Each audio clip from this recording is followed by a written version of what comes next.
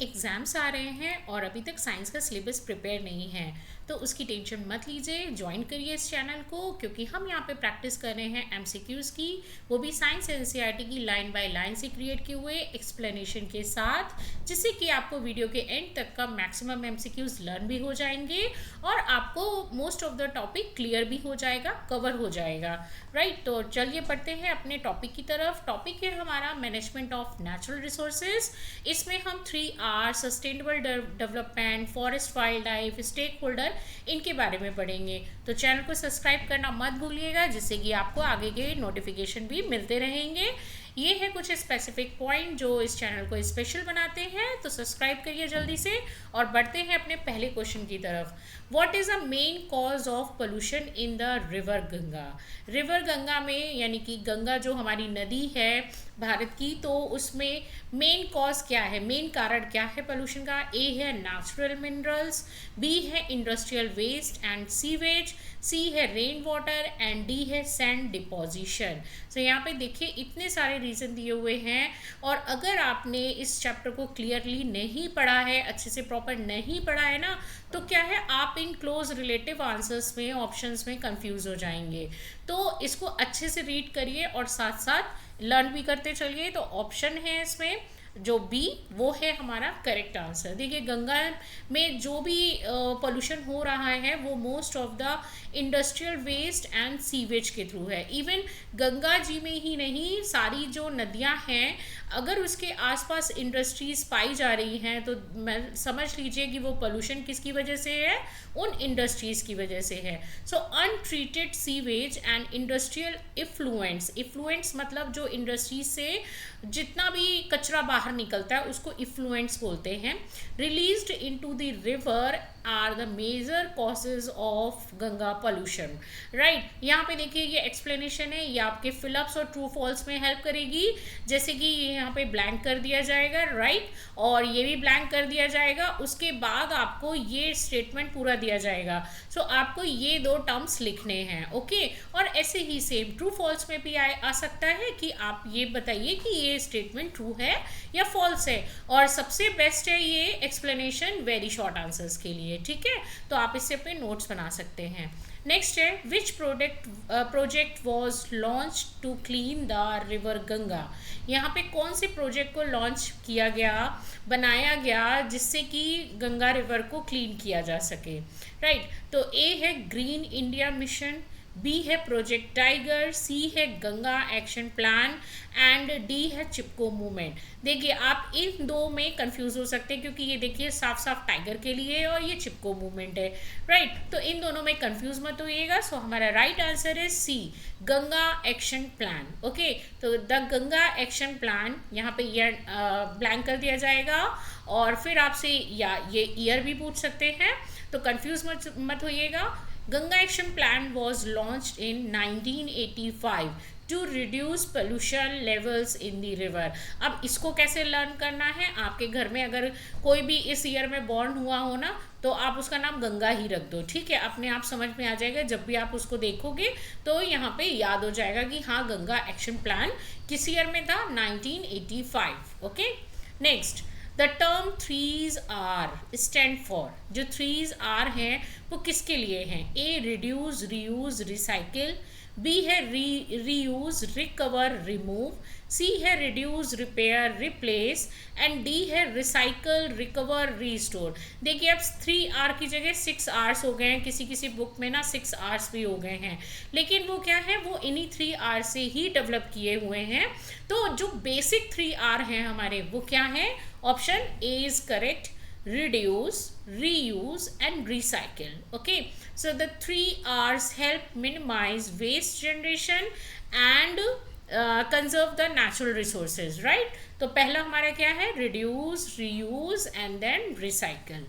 next है 6, sustainable development means. यहाँ पे आपसे पूछा जा सकता है सस्टेनेबल डेवलपमेंट का क्या मतलब है, और ये वेरी शॉर्ट या शॉर्ट आंसर्स में भी आ सकता है। तो आपने अगर एक्सप्लेनेशन देखी है, आपने इस चीज़ को समझ रखा है, तो आप शॉर्ट और very short answer easily cover कर सकते हो। तो सबसे पहले समझिए सस्टेनेबल डेवलपमेंट है क्या।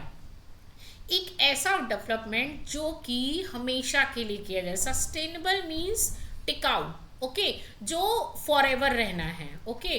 तो यहाँ पे सस्टेनेबल डेवलपमेंट मीन्स, अब आप देख सकते हैं, ए यूजिंग ऑल रिसोर्सेज रेपिडली, मतलब अपने जो जितने भी रिसोर्सेज हैं उनको धीरे धीरे खर्च करिए, सॉरी रेपिडली है मतलब जल्दी से। ए बी है डेवलपमेंट विदाउट कंजर्विंग रिसोर्सेज। सी है meeting present needs without harming future generation. And D है स्टॉपिंग ऑल डेवलपमेंट एक्टिविटीज़। तो ये देखिए किस करेक्ट आंसर यहाँ पे क्या हो सकता है, डेवलपमेंट विदाउट कंजर्विंग रिसोर्सेज, मतलब आप डेवलपमेंट करते जाइए और जो आपके रिसोर्सेज हैं उनको कंजर्व मत करिए आगे फ्यूचर के लिए, ऐसा तो नहीं है। सो राइट आंसर है हमारा meeting present needs without harming future generation. मतलब हमें यहाँ पे क्या करना है, जितनी भी हमको रिसोर्सेज मिल रहे हैं उनको हमको फ्यूचर के लिए भी बचाना है, और फ्यूचर में वो रहे उसके बाद हमें डेवलपमेंट भी करना है साथ साथ। सो यहाँ पे sustainable development balance current needs and the future resources availability, okay. तो यहाँ पे दोनों चीज़ें हैं। सस्टेनेबल डेवलपमेंट हम क्या करते हैं, एक तो बैलेंस करता है किसको, करंट सिचुएशन को, जो हमारी करंट है अभी हमको जो चाहिए, और फ्यूचर के लिए भी जितना चाहिए उसको भी कंजर्व कर रहा है, okay. So answer C is a correct. Next है, why should the natural resources be managed properly. हमको अपने नेचुरल रिसोर्स कौन कौन से हैं भाई, वाटर हो गया, फॉरेस्ट हो गया, कोल है, पेट्रोलियम है, तो इनको क्यों प्रॉपर मैनेज करना चाहिए, कैसे खर्च करना है, कैसे नहीं करना है, कितनी क्वांटिटी में करना है। सो ऑप्शन है A to increase pollution, B to ensure sustainable development, C है to encourage waste, and D है टू एक्सप्लॉइट रिसोर्स क्विकली, ठीक है। सो यहाँ पे नेचुरल रिसोर्सेज जितने भी हमारे हैं उनको कैसे क्यों मैनेज करना ज़रूरी है। So answer B is correct, to ensure sustainable development. मतलब कोई भी नेचुरल रिसोर्स अगर हमको मिल रहा है, वाटर है, बोलते हैं ना पानी बचाओ, क्यों, क्योंकि आज तो हम खर्च कर ले रहे हैं, कल को अगर हमें ज़रूरत पड़ेगी या हमारी नेक्स्ट जनरेशन को ज़रूरत पड़ेगी तो ये कहाँ से लेके आएंगे, ओके। कोल है, पेट्रोलियम है, तो उस लिमिट में खर्च करने हैं कि जिससे कि आगे फ्यूचर में भी जो जनरेशन है उसको भी चीज़ें मिलती रहें। So proper management ensure resources remain available for future generation, okay. Next है, which of the following is a renewable resource, ठीक। ए है कोल, बी है पेट्रोलियम, सी है फॉरेस्ट एंड डी है नेचुरल गैसेस। मैंने रीन्यूएबल ऐसे पढ़ा, क्यों, क्योंकि यहाँ पे पहले इसका मतलब समझिए। दो तरीके के होते हैं, रीन्यूएबल और एक होता है नॉन रीन्यूएबल, ओके। री मतलब फिर से, न्यू मतलब नया बनाया जा सके, और ठीक है, तो रीन्यूएबल कौन सा नया बनाया जा सकता है, और नॉन रिन्यूएबल जिसको आप नहीं बना सकते, ठीक है, कर सकते हैं लेकिन उसके लिए बहुत साल चाहिए, ओके। तो इतने साल तक तो देखिए ह्यूमन की लाइफ भी नहीं है। सो नॉन रीन्यूएबल, तो जो आप क्रिएट नहीं कर सकते वो है नॉन रिन्यूएबल, और रिन्यूएबल जो बनाए जा सकते हैं। सो ए है coal, B petroleum, C forest and D natural gas. So answer is C forest if manage properly. देखिए अगर आज भी हम प्लांट्स लगाना शुरू करेंगे तो ऐसा तो कोई प्लांट नहीं है जो 100 साल बाद बड़ा होगा, नहीं ना, मतलब 1 year 2 year 3 year 4 year along वो अपनी मैच्योर ग्रोथ पे आ जाते हैं और शेड देते हैं, राइट। तो और बेसिकली पर्पस क्या होता है कि वो कार्बन डाइऑक्साइड एटमॉस्फेयर से लें और ऑक्सीजन हमें प्रोवाइड करें, तो इसलिए फॉरेस्ट को भी मैनेज करना ज़रूरी है। तो forest can be regenerate if use sustainably, ठीक है, अच्छी तरीके से, अगर उसको टिकाऊ तरीके से हम उसको यूज़ कर रहे हैं, मतलब स्टेप बाय स्टेप, ऐसा नहीं है कि एक ही दिन में सारे काट लिए, नहीं ना, तो वो चीज़ है हमारे। Answer C is correct. Which movement was started to protect trees from being cut. कौन सा मूवमेंट स्टार्ट हुआ है जो कि पेड़ों को कटने से बचाता है, ओके। ए है ग्रीन रेवोल्यूशन, बी है चिपको मूवमेंट, सी है वाइट रेवोल्यूशन एंड डी है साइलेंट वैली मूवमेंट। तो यहाँ पे देखिए, यहाँ पे पेड़ों को कटने से बचाने के लिए कौन सा मूवमेंट स्टार्ट हुआ था, चिपको मूवमेंट, ठीक है। चिपको मूवमेंट में ये उत्तराखंड में स्टार्ट हुआ था। यहाँ पे जैसे ही कुछ लोग आए इंडस्ट्रीज़ के, जो पेड़ों को काटना चाह रहे थे अपने यूज़ के लिए, तो यहाँ के जो लोकल कम्युनिटी थी ना, वो इस तरीके से पेड़ों के आसपास चिपक गई, इसीलिए चिपको बोला गया है, राइट। मतलब चिपक गई, उन्होंने पेड़ों को कवर कर लिया जिससे कि कोई इनको काट ना पाए। Okay, so villagers hug the trees to prevent them from being cut, giving rise to the Chipko movement. Okay, next है wildlife conservation is important because A है animals are useful only for tourism, B है it helps maintain ecological balance, C है it increases hunting opportunities and D है it reduce biodiversity. So wild life conservation क्यों ज़रूरी है, पहले तो इसका मतलब समझिए। वाइल्ड लाइफ क्या होती है, जो जंगली जानवर हैं, राइट। जंगली जानवर ही नहीं बोलेंगे, सिर्फ जो जंगली फॉरेस्ट है, मतलब जंगली फॉरेस्ट क्या बोल रही हूँ मैं, जो फॉरेस्ट हैं, मतलब जितने भी हमारे पुराने जो एंशियंट प्लांट्स हैं, ट्रीज हैं, वो और एनिमल्स। तो यहाँ पे वाइल्ड लाइफ की बात करें, लाइफ तो दोनों में ही होती है, प्लांट्स और एनिमल दोनों में ही होती है, राइट। और जो कहाँ होते हैं, डोमेस्टिक वाले तो देखिए वैसे भी सरवाइव कर लेंगे, तो जो इन फॉरेस्ट एरियाज में जो प्लांट और एनिमल होते हैं ना, उनके बचाव, कंजर्वेशन मतलब बचाव क्यों ज़रूरी है। A animals are useful only for tourism, क्या केवल शेरों को दिखाना है, हिरन को दिखाना है, ठीक है। It helps maintain ecological balance, it increase hunting opportunities, at D है it reduce biodiversity. So answer must be B, it helps maintain ecological balance, ठीक है। तो इकोलॉजिकल बैलेंस के लिए ये सब बहुत ज़रूरी है। क्यों? क्योंकि आपने लास्ट वीडियो में ये जो ट्रॉफिक लेवल्स देखे ना, तो आपको पता चल गया होगा कि अगर ये है तभी ये सरवाइव कर रहा है, फिर अगर ये है तभी ये भी सरवाइव कर रहा है। तो ये इस तरीके के ट्रॉफिक लेवल हर कोई ज़रूरी है।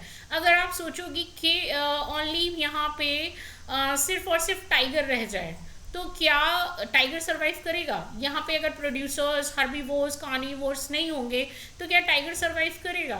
डिकम्पोजर्स सरवाइव करेंगे? नहीं ना। सो इसके लिए हर किसी का होना ज़रूरी है।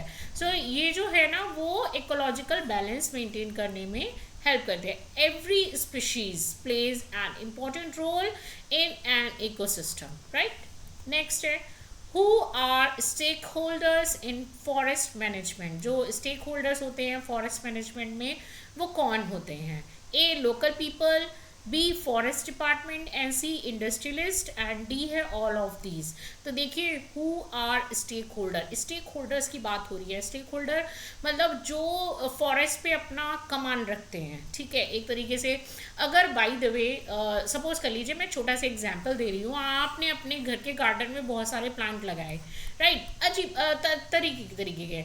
आपके घर में कोई आया, कोई गेस्ट आया, अब आप उसे अपनी गार्डनिंग दिखाओगे कि देखो मैंने अपने गार्डन में ये भी लगा रखा है, ये भी है, ये भी है, ठीक है। तो इस तरीके से ऐसे ही स्टेक होल्डर्स होते हैं।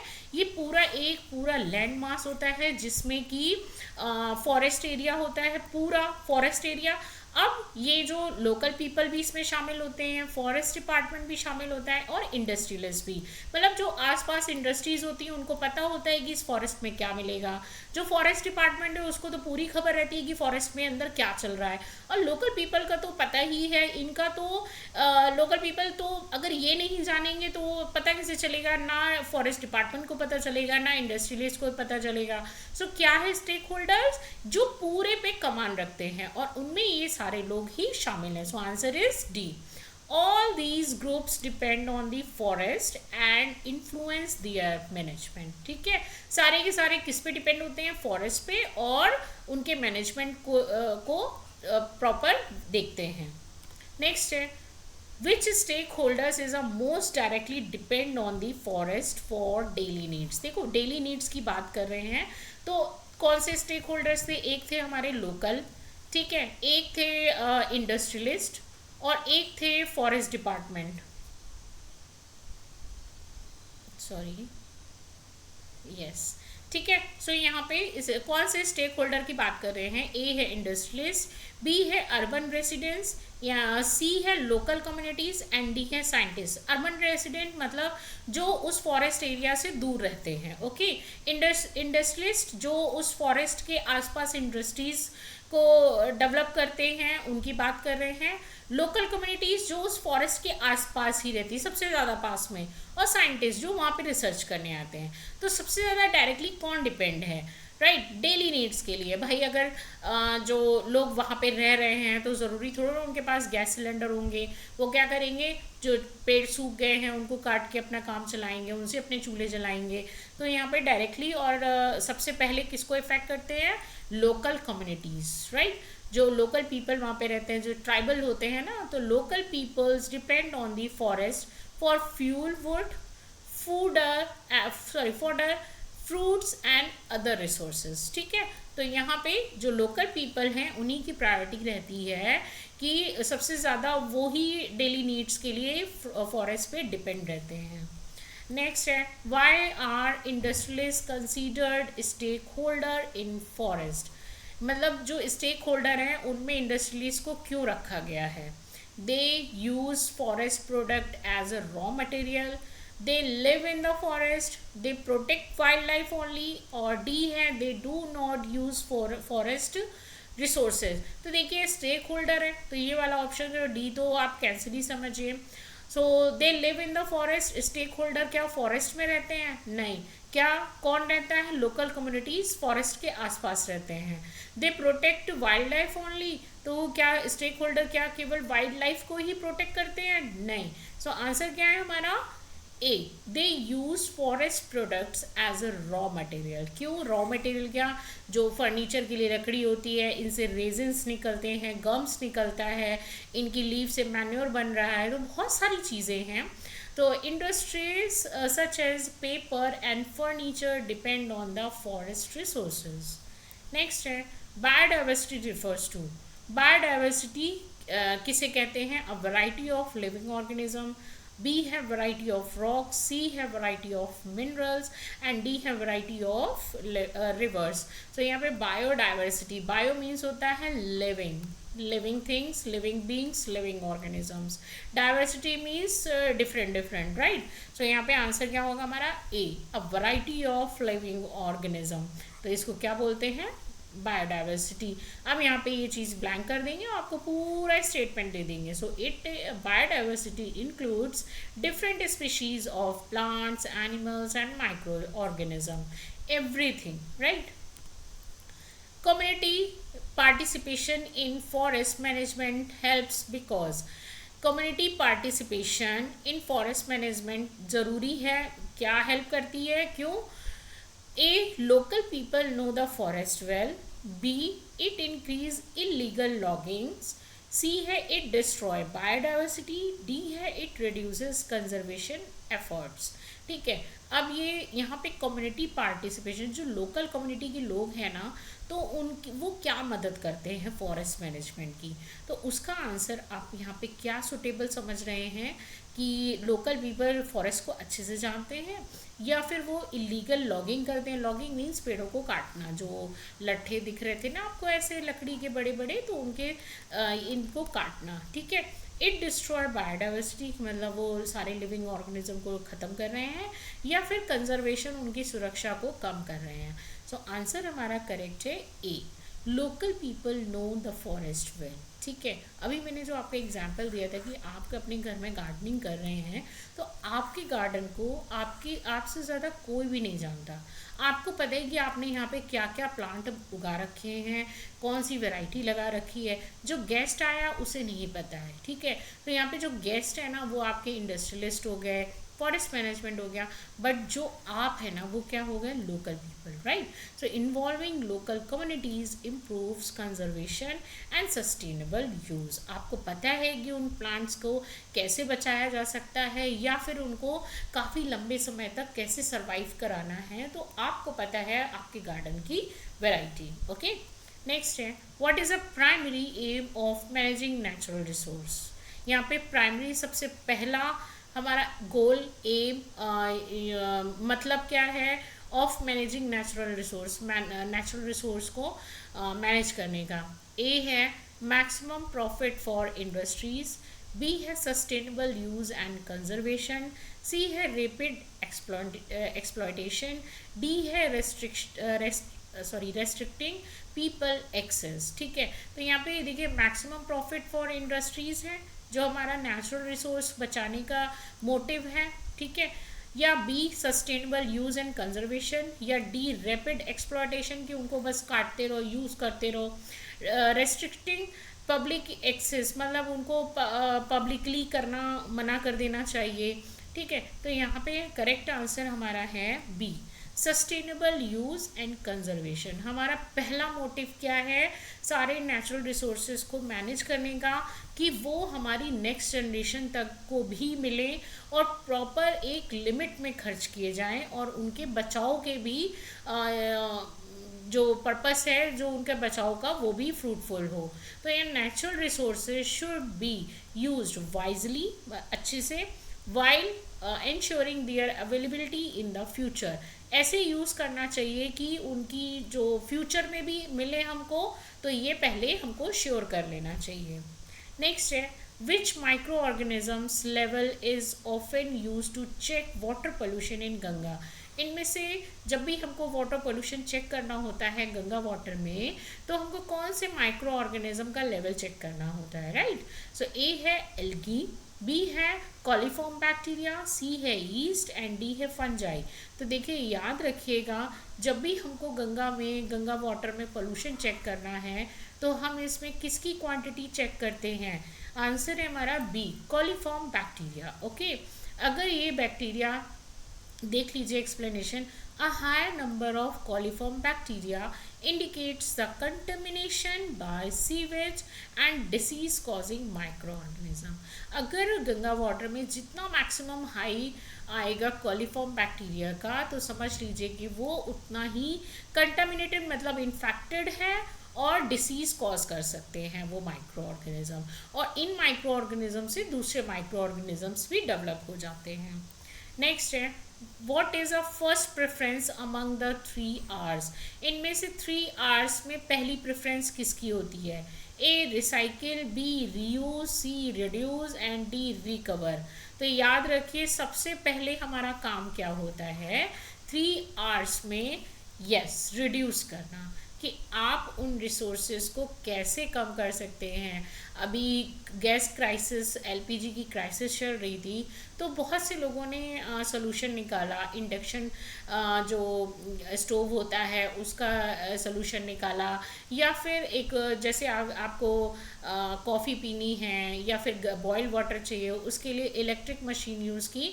मतलब एक तरीके से हम लोग या तो एलपीजी को के यूज़ को कम करने के लिए या तो चूल्हे पे आ गए, भाई लकड़ी जलाओ, राइट, या फिर दूसरा इलेक्ट्रिसिटी पे आ गए कि जितने भी इलेक्ट्रिकल अप्लाइंसेज हैं आप उनका यूज़ करेंगे, राइट। अवन यूज़ करेंगे और एयर फ्रायर यूज़ करेंगे, इंडक्शन यूज़ करेंगे, बट एलपीजी को कम यूज़ करेंगे। तो सबसे पहला आता है रिड्यूस करना, कि हमको उसको अपनी डेली नीड्स में मतलब उसको एक्स्ट्रा खर्च करने के बजाय हम उसको कैसे बचा सकते हैं। So reducing consumption prevent waste generation at the source.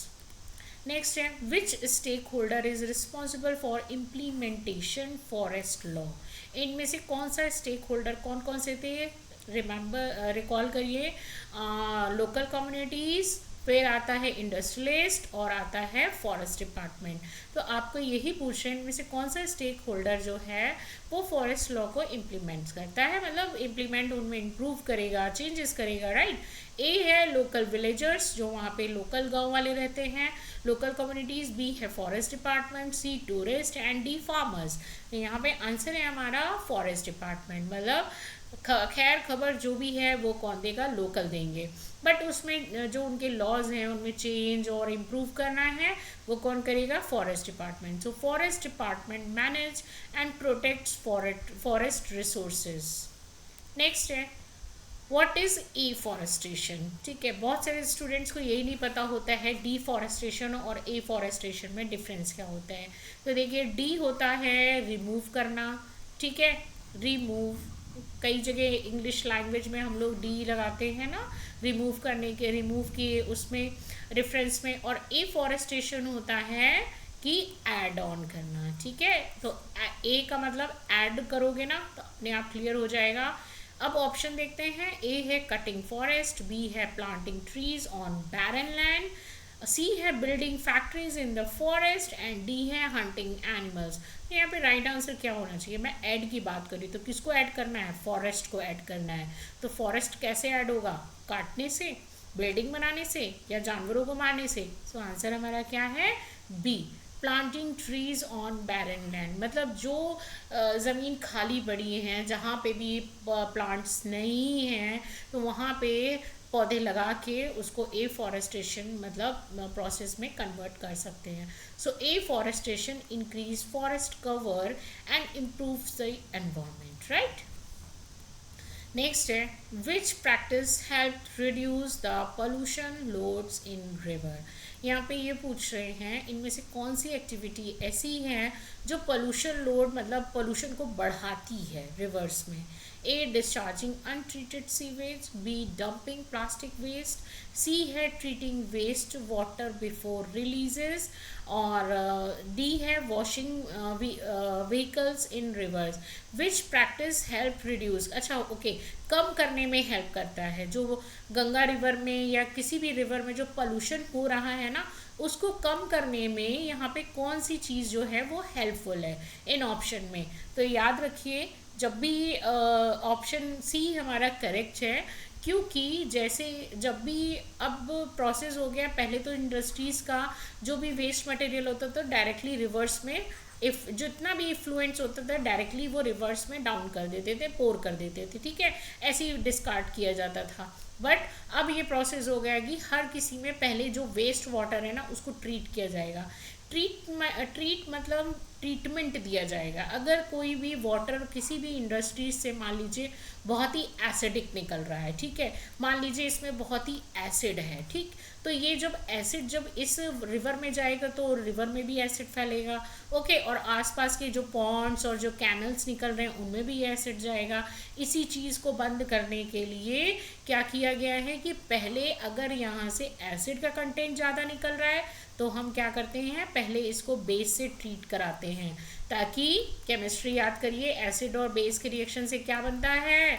Neutralisation reaction होती है, तो क्या बन जाएगा? सॉल्ट, और वो सॉल्ट नीचे डिपॉजिट हो जाता है, फिर कोई रिएक्शन नहीं होती, राइट। और अगर यहाँ से इफ्लुएंट्स में बेस निकल रहा है तो हम किससे ट्रीट कराएंगे? एसिड से, राइट। फिर से वही रिएक्शन होगी, एसिड और plus base is equals to neutral substance, यानी कि सॉल्ट प्लस वाटर, तो यहाँ पे सॉल्ट बन जाएगा, नीचे डिपॉजिट हो जाएगा, फिर ये रिवर को हार्म नहीं करता, ओके। तो यहाँ पे ट्रीटमेंट ज़रूरी है। ट्रीटमेंट आपको समझ में आया?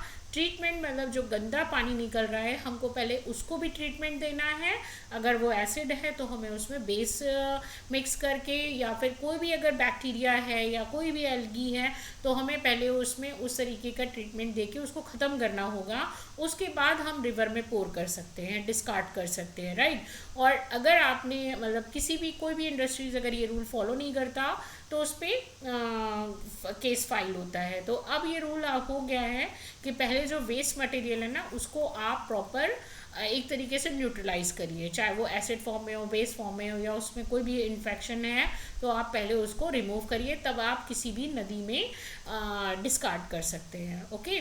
सो treatment remove the harmful pollutants before water enters river, right. Next है, the Chipko movements started in A. Rajasthan, B. Uttarakhand, then Uttar Pradesh, and C. Kerala, D. Punjab। तो चिपको मूवमेंट कहाँ हुआ था? बिल्कुल मतलब ये बिल्कुल ऐसे याद करिए ना कि कोई सोते सोते भी पूछे तो आपको तुरंत आंसर आना चाहिए। Yes, answer is B, in Uttarakhand, then Uttar Pradesh, right. Villagers protect the tree by hugging them, preventing deforestation. Deforestation मतलब उन्होंने, जो वहाँ के लोकल पीपल थे, उन्होंने पेड़ों को ऐसे सराउंडेड ऐसे कर रखा था कि कोई इनको काट ना सके, जिससे कि क्या, अगर ये कटेंगे तो क्या हो जाएगा? डिफॉरेस्टेशन, मतलब फॉरेस्ट का रिमूव होना। तो डिफॉरेस्टेशन हो जाएगा, पेड़ कट जाएंगे तो फॉरेस्ट ही नहीं रहेगा, तो that is called the deforestation, right. तो ये कहाँ पे हुआ था? उत्तराखंड में। सो इसी तरह अगर आपको प्रैक्टिस करनी है तो चैनल को सब्सक्राइब करिए और वीडियो को लाइक शेयर और कमेंट कीजिए। अगर आपको कोई भी टॉपिक क्लियर नहीं हुआ है तो मैं यहाँ पे करवाऊँगी आपको फिर से ये टॉपिक, फिर से हम नेक्स्ट वीडियो में कवर करेंगे। सो मिलते हैं नेक्स्ट वीडियो में। Thank you so much for watching this video.